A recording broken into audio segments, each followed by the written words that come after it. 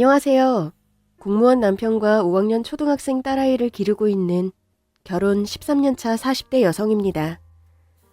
폭염이 대한민국을 뜨겁게 달구고 있는 이 여름, 남편은 저만 보면 부러워 죽으려고 해요. 나도 다시 태어나면 선생님이 될 테야. 방학에 있는 삶이라니 최고다 진짜. 오구오구 그렇게 부러웠죠? 다시 태어날 수도 없고 어떡해? 이번 생은 글렀지 뭐. 이럴 줄 알았으면 직업을 선택할 때 더 신중했어야 하는데. 에이! 도비는 오늘도 일하러 갔다 올게. 너무 신나게 놀지 말라고. 나 배 아프다고. 알았어. 얼른 다녀와. 민지랑 잘 놀고 있을게. 평소와 다름없이 바쁘게 출근하던 남편은 평소와 달리 침대에서 빈둥거리는 제가 못내 부러운 모양입니다. 저는 올해로 강의한 지 15년 차 교수로 대학생들을 대상으로 심리학 강의를 하고 있습니다. 7월 초가 되면 보통 1학기의 일정이 끝나고 본격 방학이 시작됩니다. 그리고 9월 첫 주 2학기 개강 전까지 여름방학을 마음껏 누릴 수 있어요. 물론 마냥 놀 수 있는 건 아니고 다음 학기 강의 준비도 해야 하지만 그래도 평소보다는 느슨하게 게으름을 피울 수 있는 시기이죠. 자기는 어떤 성견지명으로 교수가 되기로 마음먹었어? 글쎄, 전에도 말했지만 난 어릴 때 장래희망은 이쪽이 아니었어. 어릴 땐 치과의사, 아나운서, 스튜어디스가 되고 싶었지. 단 한 번도 선생님이 되겠다는 생각은 안 했거든. 솔직하게 말하면 가르치는 직업은 하기 싫었단 말이야.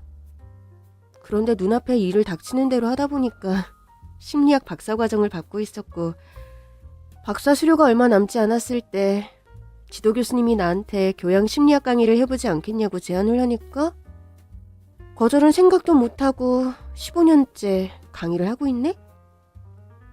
장성욱 교수님은 진짜 자기를 잘 보신 것 같아. 그러게 말이야. 당신도 소개시켜주고 내 진로까지 알선해주셨네? 남편은 지도 교수님의 소개로 만났어요. 저희 교수님은 워낙 사람을 좋아해서 지인들 소개팅 주선하는 게 취미셨어요.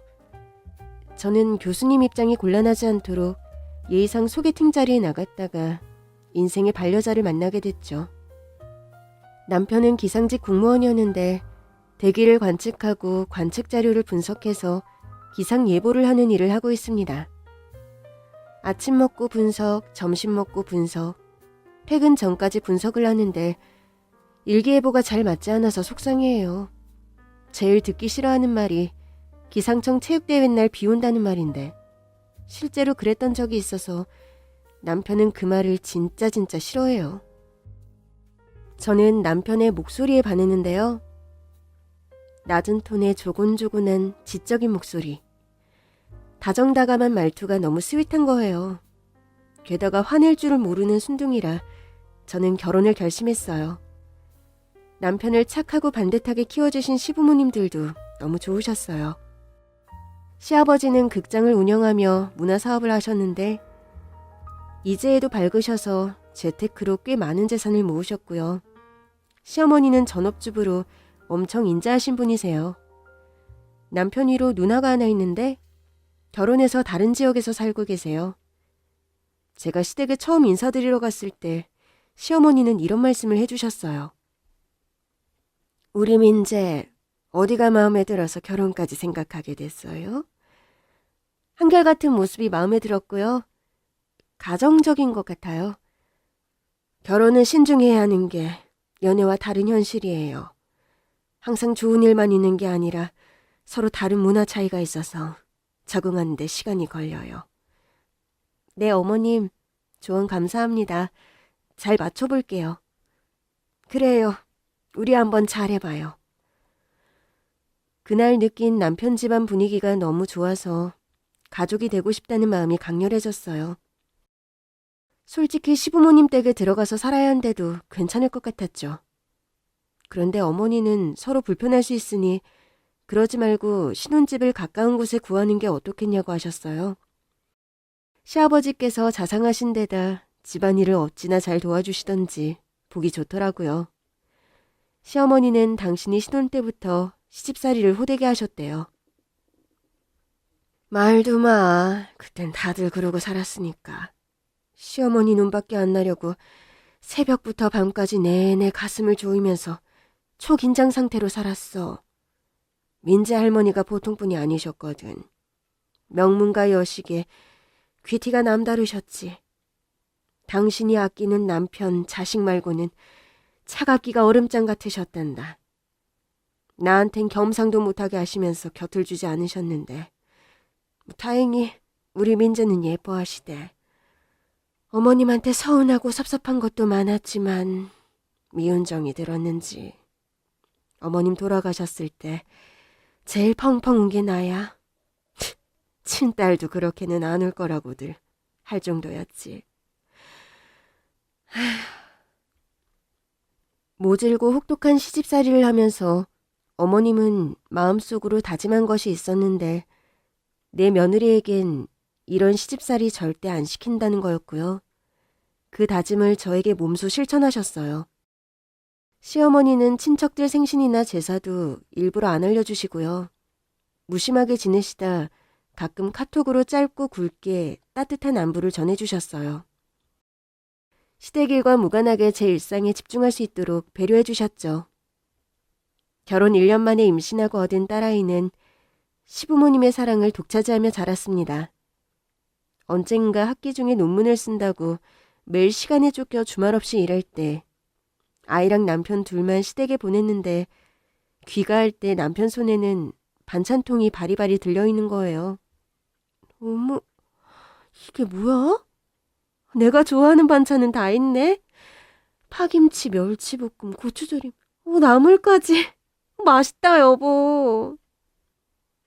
이건 오늘 낮에 갔던 식당에서 엄마가 너 먹으라고 챙겨주신 거. 와, 소고기 때깔 좀 봐. 너무 맛있겠는데?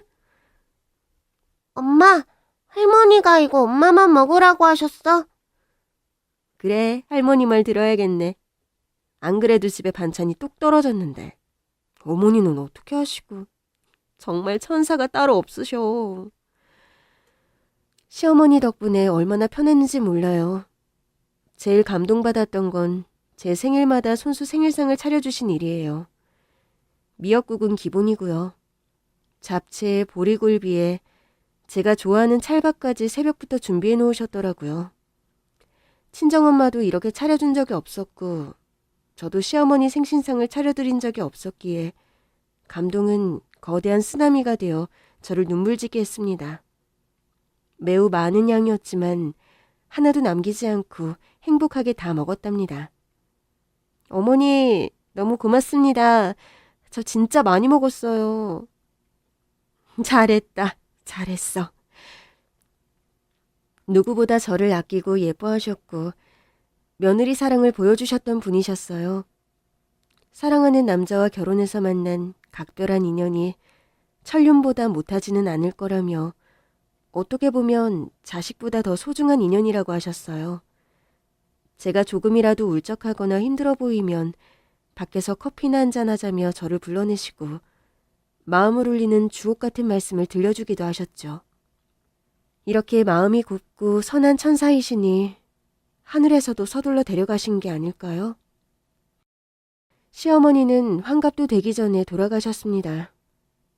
시어머니는 평소 건강한 음식만 드시고 자기 관리가 철저했던 분이신데 정말 믿기지가 않았어요. 어머님이 돌아가신 날은 여느 때와 마찬가지로 등산을 다녀오신 뒤 좀 피곤하다면서 방으로 들어가 낮잠을 주무셨는데 그대로 숨을 거두셨어요. 심근경색이었다고 하더라고요. 유전적으로 심장이 약했다는데 저희는 몰랐던 사실이에요. 시아버지는 상심이 커서 정말 몇 년을 힘들어하셨어요. 일상생활을 제대로 못할 정도로 슬퍼하셔서 저희가 시댁에 살다시피 하며 아버님을 모셨는데 세월이 약이고 사람은 망각의 동물인지 차츰 예전의 모습을 되찾으셨어요. 시어머니 여의고 3년 차부터 골프도 치러 다니시고 문화센터에 그림도 배우러 다니시면서는 다시 활기를 되찾으시는 것 같아서 저희 부부는 안심을 했죠. 그리고 사별한 지 5년 차에 시아버지는 재혼을 하셨습니다.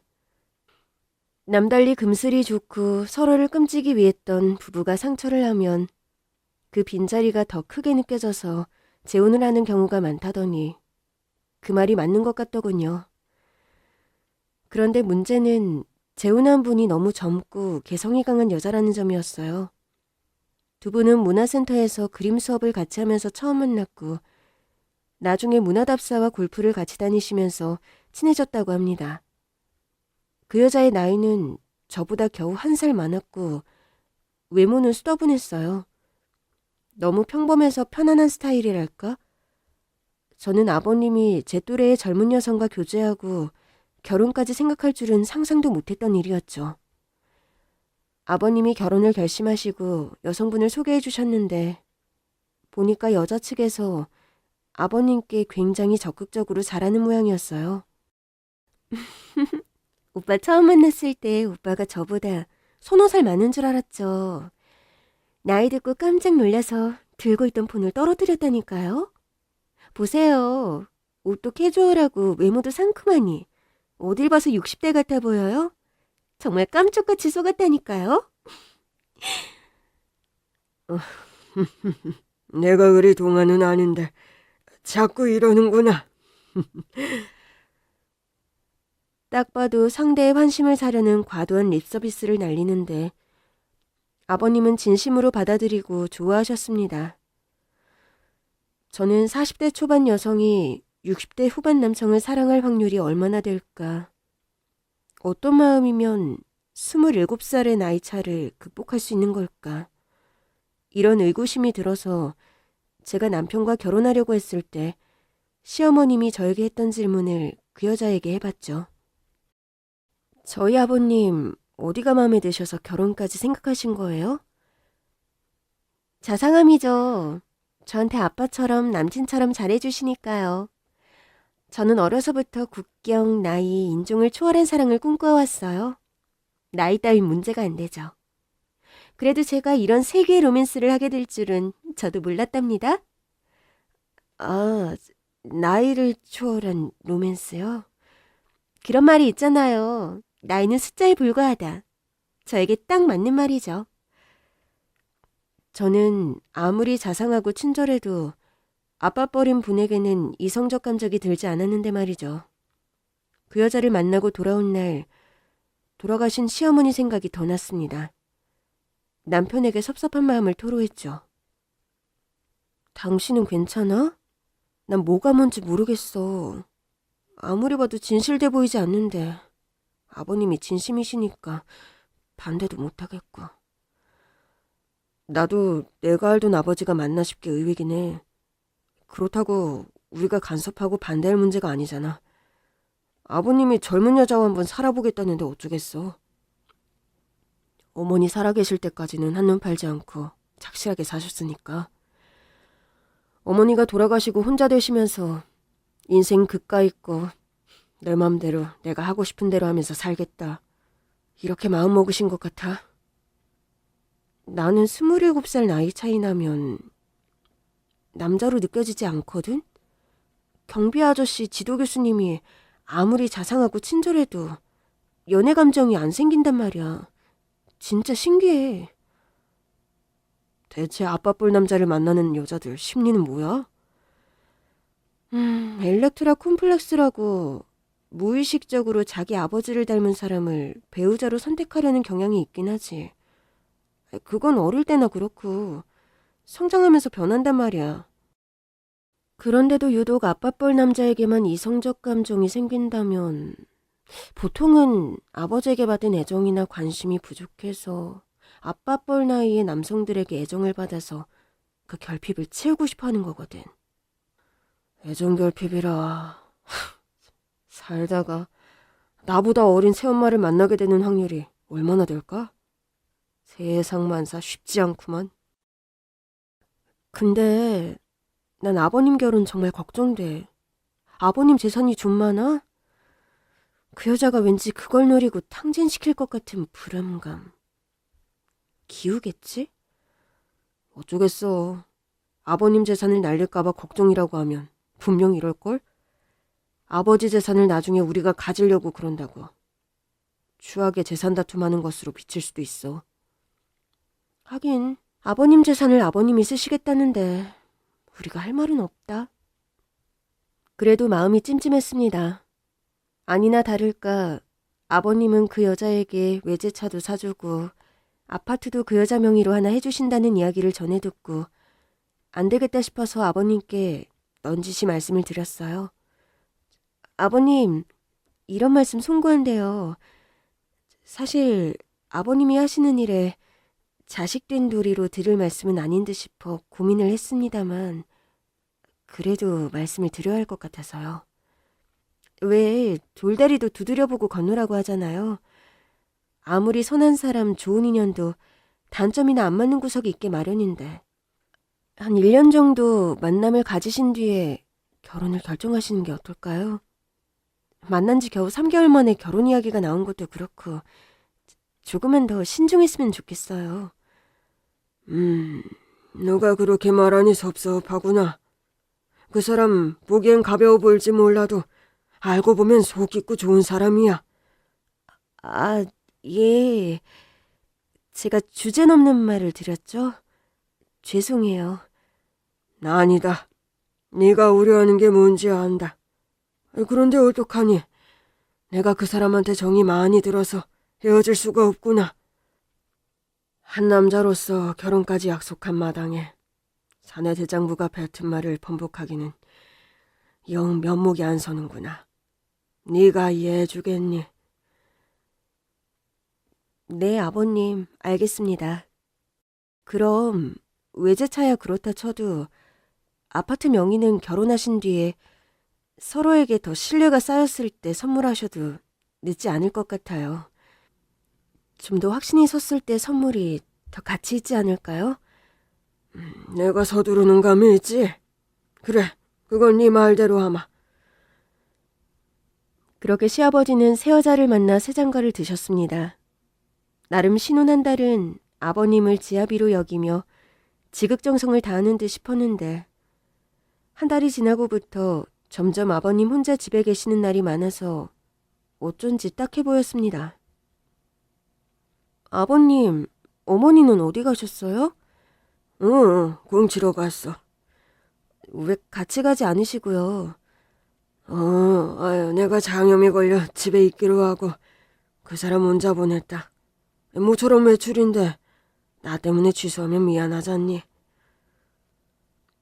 제가 볼 땐 아버님이 더 안 돼 보였지만 아무렇지 않은 척했습니다. 아버님께 약을 지어다 드리고 그날 저녁은 일부러 젊은 시무가 돌아올 때까지 기다렸죠. 어머니, 아버님 장염인데 병원에 안 가셔도 괜찮을까요? 병원 갈 정도는 아니라고 하셨어. 그 정도 앞가림은 하시는 양반이니 며느님은 염려 놓으세요. 요즘 부쩍 아버님 혼자 되게 계시는 날이 많은 것 같던데 어머님 일이 많이 바쁘신가 봐요? 어머 며느님, 말씀 참 이상하게 하시네? 내가 부모도 아니고 돌봄 봉사자도 아닌데 스토커처럼 남편 옆에 딱 붙어 있어야 하나? 나도 내 사생활이 있어. 왜 이래? 예, 물론 그러시겠죠. 기분 나쁘게 들으셨다면 죄송해요. 전에 어머님이 세계의 로맨스라고 하셔서 제 딴에는 기대가 컸나 봅니다. 그분이 얼마나 알콩달콩 사실지 궁금했거든요. 알겠습니다. 어머, 그러고 가면 어떡해? 야, 거기 안 서? 야! 또래라서 그랬는지 제 마음속에 시어머니는 오직 한 분뿐이라 그랬는지 새 시무와 저는 틈만 나면 대립하는 사이가 됐습니다. 제가 나를 세우게 된 계기가 있었는데요. 그건 시무가 보통 내기가 아니었기 때문입니다. 시댁에서 일을 봐주는 가사도우미가 석 달 만에 5명이나 바뀌는 걸 보고 저는 예산일이 아님을 짐작했어요. 이모님, 갑자기 그만두시면 어떡해요. 작은 사모님, 저는 큰 사모님 뵙고 싶지 않아요. 대체 왜요? 무슨 일인데요? 아유, 정말 살다 그런 수치스러운 일은 처음이에요. 나물이 남아서 비빔밥을 해서 드렸는데 더러우니까 가져가 개밥 못 먹겠다 하면서 밥그릇을 내던지질 않나. 에어컨 리모컨 배터리가 없다고 욕을 하면서 글쎄 앉아 일어서를 시켰어요. 저보다 새파랗게 젊은 사람이 저한테 얼차려를 시켰다고요. 제가 아무리 파출부로 먹고 살지만 그런 싸가지 없는 사람은 처음 봐요. 작은 사모님께는 미안하지만요. 억만금을 줘도 그 집에는 절대 다시 안 가요. 그러니 그렇게 아세요. 알고 보니 그녀는 희대의 갑질녀였습니다. 저에게도 어김없이 갑질을 하려고 들었죠. 시댁에 모임이 있어 가는 날이면 이런 식으로 저를 떠봤습니다.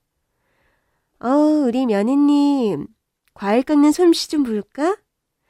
대학 교수님은 과일을 어떻게 자르나? 궁금하네. 어머님, 별것 없어요. 저야 늘 배우는 입장이죠. 그러지 말고 어머님께서 솔선수범해 주세요. 제가 보고 흉내라도 한번 내보겠습니다. 얼른요, 어머님. 보여주세요. 가르쳐 주세요. 당신이 실력 발휘를 해야겠군. 어디 한번 제대로 보여줘봐. 새 시모는 분위기에 몰려 마지못해 과도를 들어야 했죠. 그리고 그날 저녁 집으로 돌아갈 때였어요. 며느님, 가는 길에 저기 택배 온 거 들고 가서 반송 좀 부탁해. 다른 날이었으면 굳이 이걸 나한테 시키는 이유가 뭐냐고 따박따박 따져 물었을 텐데 그날은 우리 딸 송이도 옆에 있어서 그럴 수가 없더군요. 네, 어머님. 저는 대답만 그렇게 하고 화장실에 가는 척 시간을 번 뒤 모른 척 그냥 집으로 돌아왔습니다. 집으로 가는 차 안 화가 모같이 난 시모에게서 전화가 바리바리 걸려왔죠. 야, 너 지금 뭐 하자는 거야? 내 말이 우스워? 택배 반송 좀 해달라는 게 그렇게 어려워? 어머님, 제가 깜빡하고 안 들고 왔네요. 급하신 거면 어머님이 붙이시고 안 급하시면 제가 다음에 가는 날 붙일게요. 근데 당분간 시험 기간이라서 시댁 갈 시간이 없네요. 어머님, 어떻게 할까요? 야, 너 일부러 이러는 거지? 나 먹이려고! 감히 내가 누군 줄 알고. 어머님, 저 지금 주차해야 돼서요. 전화 끊어야 해요. 택배 어떻게 하실지 문자로 알려주시고요. 좋은 밤 되세요. 이뿐만이 아닙니다. 시어머니가 신혼 때 새롭게 들인 신상 텔레비전, 에어컨, 공기청정기 같은 가전제품을 철마다 바꾸려고 할 때도 제가 나서서 못하게 하고 결혼 전에 약속한 아파트에 투자를 하겠다고 할 때도 제가 적기가 아니라고 조분조분 설명을 드렸는데 그때마다 시모는 제가 못마땅해서 파르르 떨면서 뒤로 넘어가려고 했어요. 약간은 쌤통이었죠. 젊은 시모는 자기 뜻대로 해야 직성이 풀리는 성미인데 저 때문에 그렇게 하지를 못하니 복수의 칼을 가는 것 같았어요. 호시탐탐 제 심기를 긁을 궁리만 하는 게 보였는데 어느 순간 저를 봐도 싸움을 걸지 않고 별말 없이 조용하더라고요. 그녀의 갑질이 이렇게 종지부를 찍나 보다 했어요.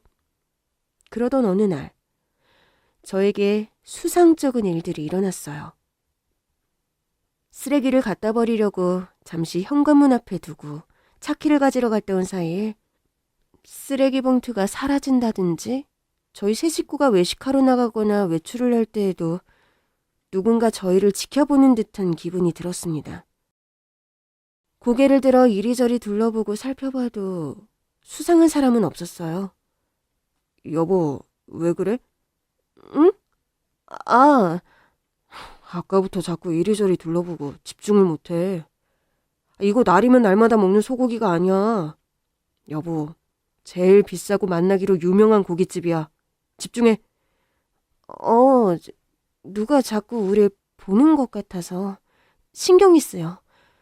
어허, 우리가 뭐라고 사람들이 보겠어. 당신이 여름이라 허해서 그래. 일단 이 고기부터 없애고 보약 한 제 해먹자. 여자한테 흑염소가 좋다던데. 내가 한번 알아볼게. 뭔가 쎄한 기분을 느낀 지 일주일쯤 됐을까. 학교에 출근한 날 조교와 점심을 같이 먹으러 나갔는데 조교가 이런 이야기를 하더군요. 교수님, 아침에 도서관 앞에 주차하셨죠? 우리 학부 앞 주차장에 자리가 없어서. 왜? 교수님 아까 주차하시는 것 보고 같이 가려고 따라 나왔는데 한 남자가 교수님 뒤를 따라가는 거예요. 어? 그냥 뒤에 오는 사람이 아니고? 네, 뒤를 밟는 게 확실한 게 교수님 따라오다가 건물 안으로는 들어오지 않았어요. 제가 너무 이상해서 엘리베이터를 안 타고 복도 끝에서 지켜봤거든요. 그런데 그 남자가 교수님 사진을 찍는 거예요. 뭐?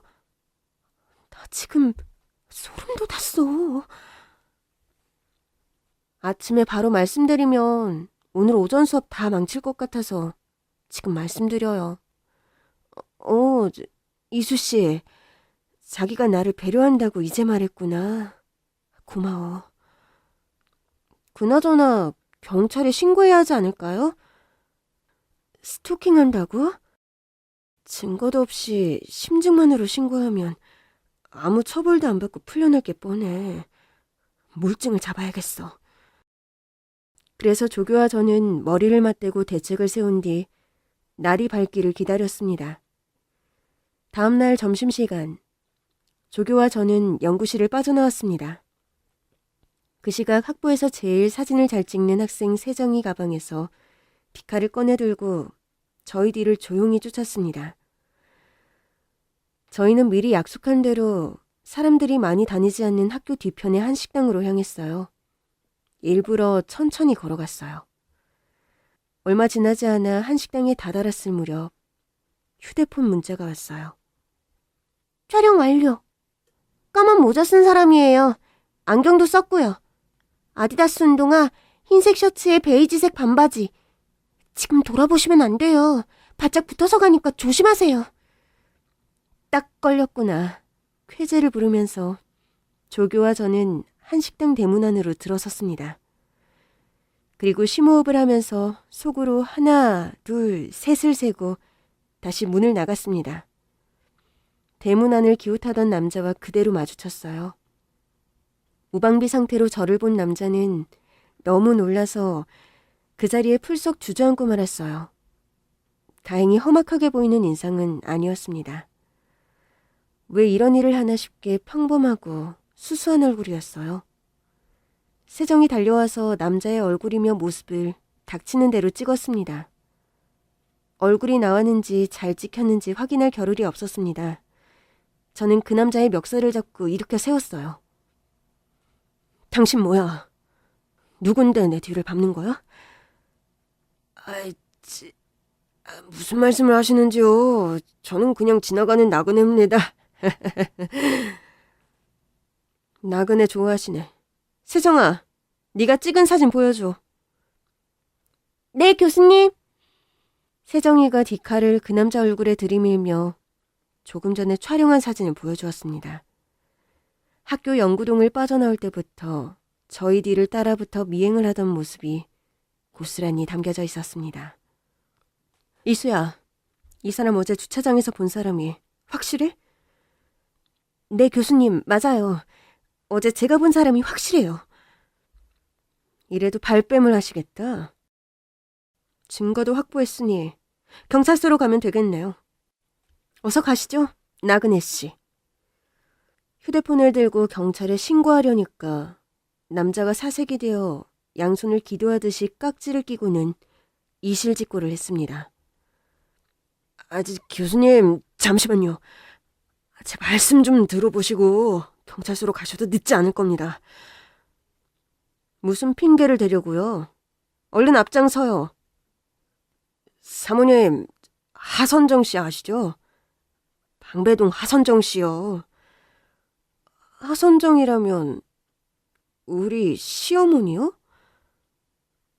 예, 그분이 저희 사무실에 의뢰를 하셨어요. 며느님 뒷조사를 해달라고. 네? 제 뒷조사요? 예. 이왕 이렇게 된 거 정식으로 인사드릴게요. 사모님, 저는 뿅뿅 심부름센터 김대리라고 합니다. 고객이 원하는 정보를 신속 정확하게 입수해서 전달하는 역할을 하고 있습죠. 평소 며느님의 행실이 궁금하다면서 어딜 가는지 누굴 만나는지 화장실 가는 횟수까지 일거수일투족을 다 보고해달라고 하셨거든요. 그러니까 내 행실이 어떤지 뒷조사를 했다는 건데 어이가 없었습니다. 돼지 눈엔 돼지만 보인다더니 이런 미행까지 붙여서 어쩌자는 건지 제 평범한 이성으로는 이해가 되지 않았어요. 이런 뒷조사하고 얼마 받아요? 사안에 따라 기간마다 다르긴 합니다만 이번 건은 2주에 150 받기로 했습니다. 그럼 제가 2주에 300 드릴게요. 저 말고 저희 시어머니나 미행해서 알려주세요. 시어머니가 어딜 가는지 누굴 만나는지 화장실 가는 횟수까지 빠뜨리지 말고 일거수일투족 모두 다. 어때요? 네, 사모님. 본부 바짝고 모시겠습니다요. 빠르고 정확하게 사정없이 캐내오겠습니다. 좋아요. 김 대리님, 최선을 다해주세요. 충성! 나그네, 아니, 김 대리가 역으로 시어머니 미행을 따라붙은 그 2주일 동안 저는 일부러 시댁을 더 찾아갔습니다. 저를 맞이하는 시어머니의 표정을 보아하니 어디 봐라, 내가 너를 가만두지 않을 테다. 꼬투리 하나 잡으면 넌 그날로 끝장이야. 하는 음모와 위협의 눈빛이 강렬했어요. 저는 속으로 코웃음을 쳤습니다. 자기가 미행당하는 줄도 모르고 까불고 있네. 내가 호락호락 당할 것 같아? 어린 반푼어치도 없어. 서로의 패를 뒤로 감추고 앞에서는 웃으며 게임하는 타짜들처럼 서로를 예의주시했습니다. 시어머니는 괜히 저를 소재 삼아 웃음거리로 만들면서 제 심기를 건드리더군요. 선생 며느리 맞으면 시어머니를 가르치려 든다더니 그 말이 맞지 뭐예요.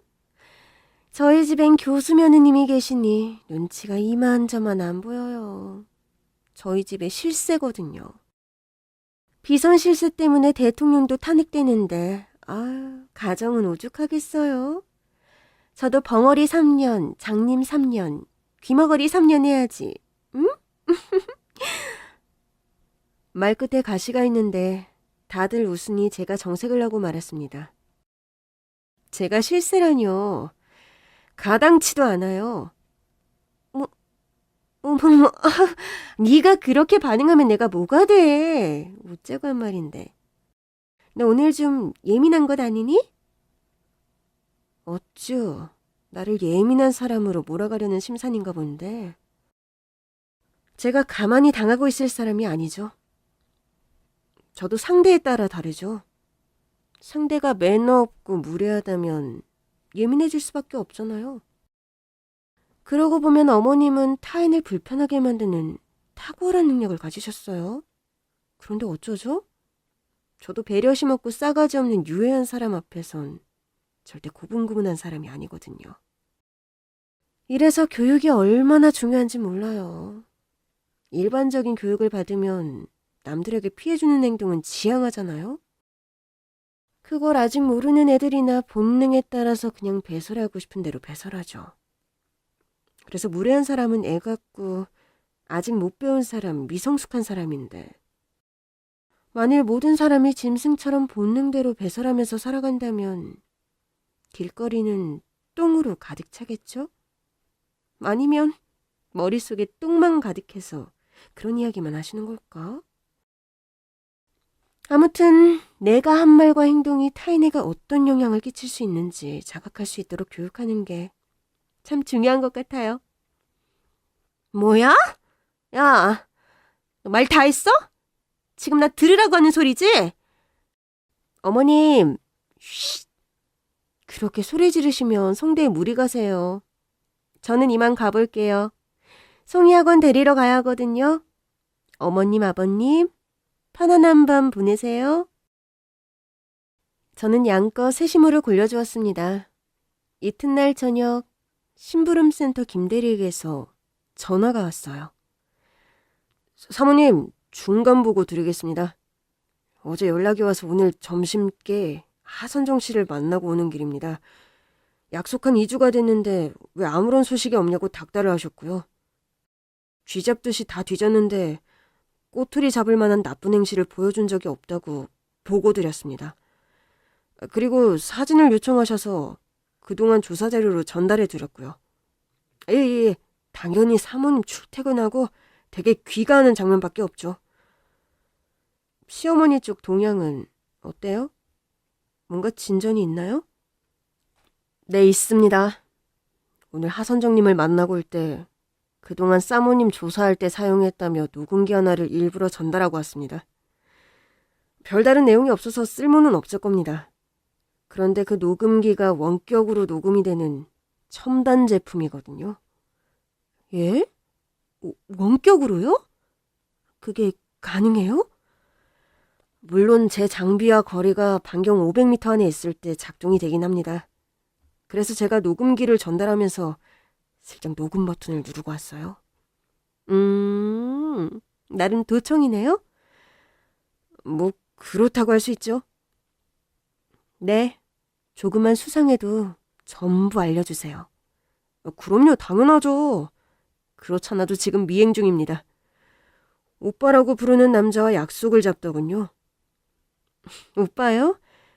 아, 저희 시아버지한테 오빠라고 불러요. 아니요, 시아버지가 아닐 겁니다. 네? 어떻게 확신하세요? 목소리 톤이 전혀 다르거든요. 시아버지 되시는 분을 부를 때는요, 정말 몸이 건조하게 가족을 부르듯이 오빠! 하는데요. 오늘 약속을 잡은 오빠를 부를 때는요, 일단 한 옥타브 올라가고요. 콧소리가 낭낭하게 들어가서 귀를 녹일 듯이 간드러지게 오빠! 이렇게 부릅니다. 아시겠어요? 차이점을? 네. 오빠가 아니라 오빠! 그렇다는 말씀이시죠? 네, 매우 수상하고 아주 의심스러운 오빠입니다. 그렇다면 절대 놓치지 말고 따라가 주세요. 만일의 경우에는 연락 주시고요. 당장 달려갈 테니까요. 네, 사모님. 절대 놓치지 않겠습니다. 전화기 꼭 켜두시고 배터리 만땅으로 기다려 주십시오. 다시 연락드리겠습니다. 김대리는 전화를 끊고 가슴이 콩닥콩닥 뛰었습니다. 심호흡을 하며 잠재우고 있을 때 남편이 마뜩 차는 얼굴로 저를 째려보더군요. 마침 회사 창립 기념일이라 쉬는 날인데 자기랑 놀아주지도 않고 제가 자꾸 딴짓을 한다고 입이 한 대발은 나와 있었어요. 당신 수상해. 누군데 몰래 전화를 받고 그래. 나 몹시 불쾌하다. 여보, 있지. 당신 말이야.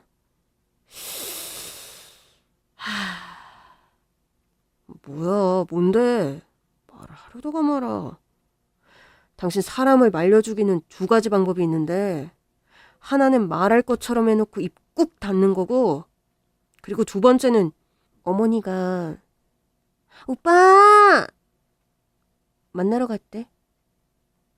뭐야, 오빠! 그게 뭔데? 당신 심부름 센터라고 들어봤어? 불륜남녀 뒷조사해주기로 하는 심부름 센터 말이야. 그게 왜? 당신 날 의심하는 거야? 나 하늘을 우러러 한 점 부끄러움이 없는 결백한 남자야. 왜 이래?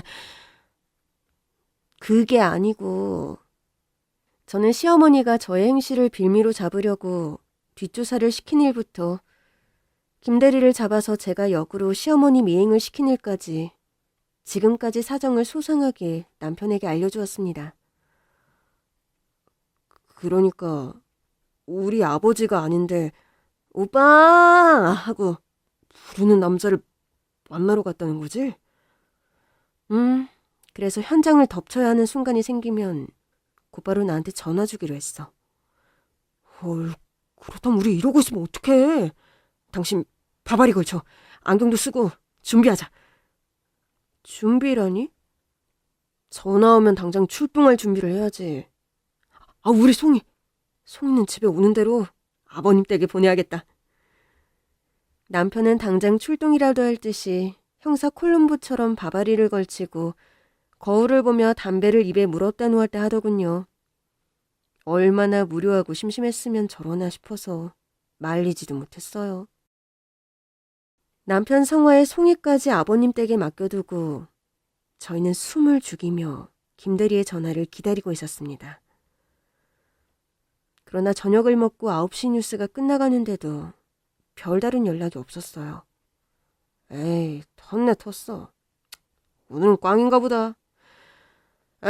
송이 데리러 가자. 남편과 제가 송이를 데리러 시댁에 가려고 현관문을 나서는데 휴대폰이 울렸습니다. 여보세요? 사모님, 주소 보내드릴게요. 지금 오실 수 있으시겠어요? 네. 거기가 어딘데요? 일단 보내주세요. 사모님, 이 년놈들 보통 아니에요. 녹음 파일 전송해드릴 테니까 한번 들어보세요.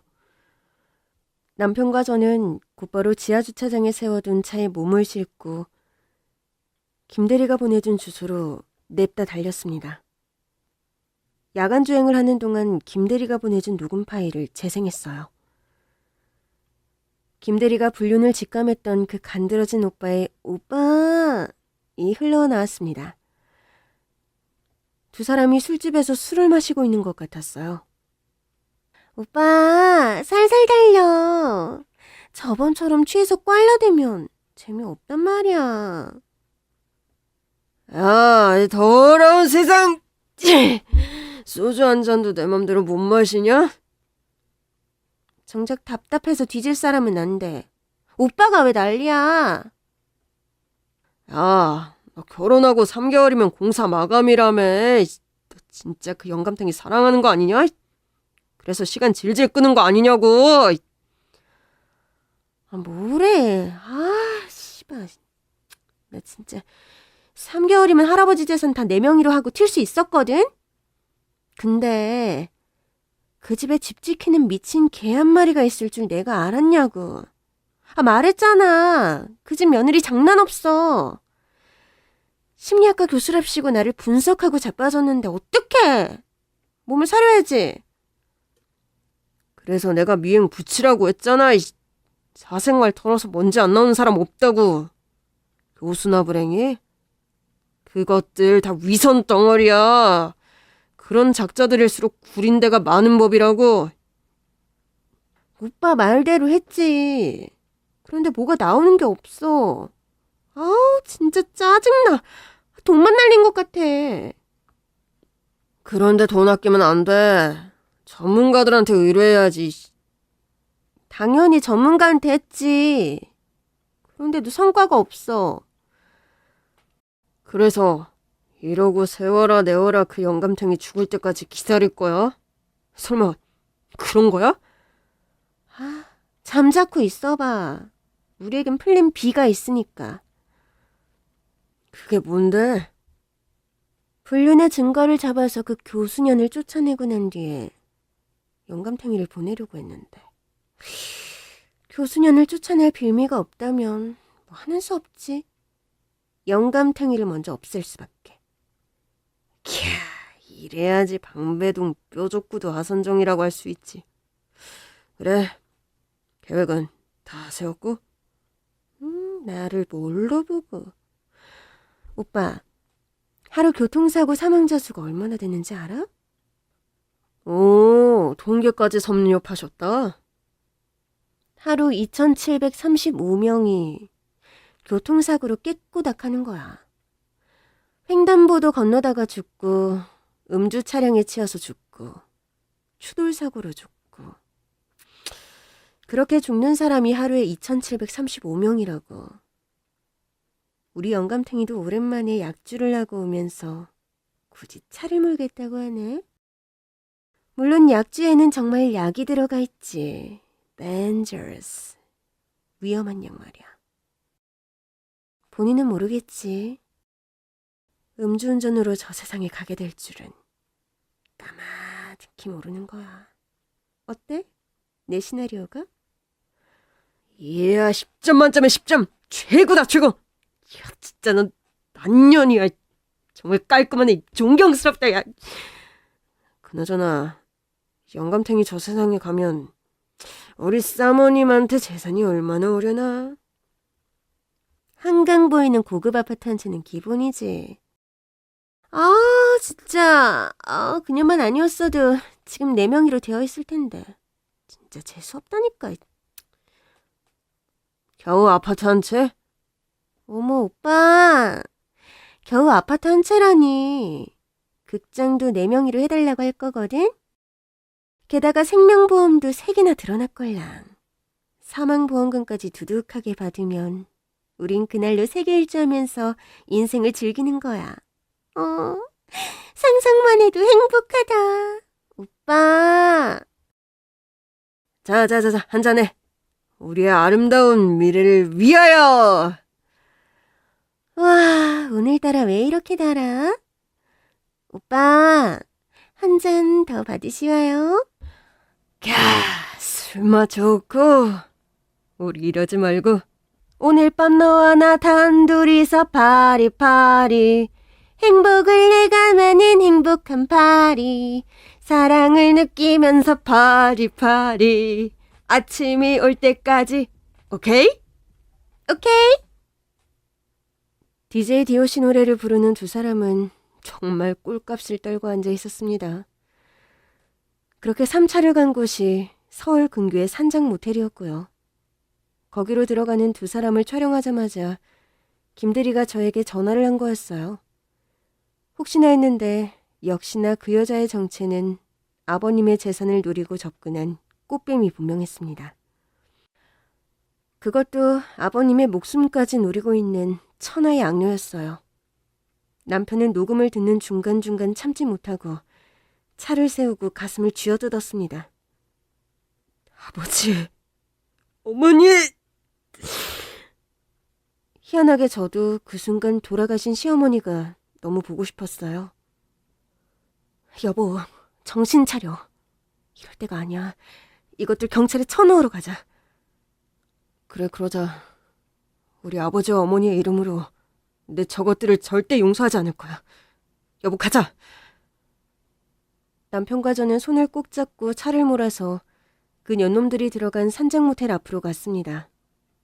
심부름센터 김대리가 저희를 발견하고 왔어요. 사모님, 302호예요. 조용히 이동하시죠. 그렇게 해서 저희는 302호로 들이닥쳤고 그곳에서 운우지정을 나누며 남녀 상렬지사를 찍고 있던 두 사람을 목격했으며 김대리는 찰칵찰칵 불륜 현장을 촬영했습니다. 처음에는 화들짝 놀라서 정신이 없던 새 시무가 저희를 발견하고 눈에 불을 켜고 달려들었어요. 뭐야, 니들 감히 날 미행해? 이거 함정이지, 함정? 당신은 또 뭐야? 내가 2년 조사하랬지 날 조사해? 대체 뭐하는 짓이야? 하선정 씨, 조용히 해요. 당신 오늘 이 남자하고 나눈 대화 다 녹취했고 불륜 현장 사진까지 다 찍었어. 당신 싸가지 없는 뚱덩어리인 건 이미 알고 있었는데 놀랍게도 살인 모의까지 할 줄은 상상도 못했어. 뭐? 네가 어떻게 그걸... 오빠, 불법 녹음은 증거 불충분으로 나올 수 있지? 아니야? 그래, 맞아. 이것들 정말 불법 천지구만. 칠해서 대한민국이 미쳐 돌아가는 거야.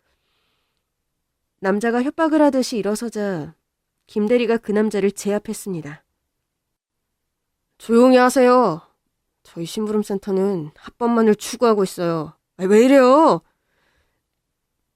아무튼 당신 두 사람 경찰에 신고했으니 얼른 옷 입고 경찰차 탈 준비나 해요.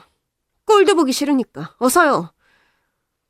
산장 모텔로 출동한 경찰에게 새 시무와 시무의 오빠를 인계하고 돌아서는 저희 발걸음은 무거웠습니다. 사모님, 조심히 들어가십시오. 네, 김대리님. 수고 많으셨어요. 수고비는 따로 계좌로 보내드릴게요. 이거 참... 이럴 때마다 저도 참 마음이 안 좋습니다. 그래도 생각의 전환을 해보면요. 하마터면 위험했던 시아버지의 생명을 두 분이 구하신 거잖아요. 그것도 손 쓸 수 있을 때 예방을 한 게 어딥니까? 아버님 재산을 몽땅 잃을 뻔했는데 말이죠. 그러니까 이 일을 전화위복으로 삼으시면 좋겠습니다. 제가 주제가 넘었죠? 사모님과 남편분이 너무 시리에 빠지신 것 같아서 이 말씀을 드리고 싶었습니다. 그럼 또 뵙겠습니다. 아니, 별일이 없어야겠죠? 안녕히 들어가십시오. 이제 이 모든 사실을 시아버님께 전해드려야 할 시간이 되었습니다. 이런 소식은 묵혀두었다가 내일 아침에 전해드리는 게 맞을까? 아니면 지금 당장 아시는 게 맞을까? 답이 보이지 않았어요. 그래도 한시라도 일찍 그 여자의 실체를 아는 것이 아버님을 모독하지 않은 일이라고 생각했습니다. 늦은 밤 시댁문을 들어서면서 남편과 저는 눈을 질끈 감았습니다. 이 시간에 무슨 일이냐? 아버님, 안 주무셨어요? 그래, 초저녁에 잠이 들어서 지금 깼구나. 아버님, 어머님 말이에요. 그 사람 미국 사는 친구가 들어왔다고 오늘 자고 온다던데. 아버님. 저는 말을 잇지 못하고 울고 말았고 아버님은 영문을 모른 채 남편을 바라봤습니다. 아버지, 차마 말씀드리기 곤란한 일이 생겼어요.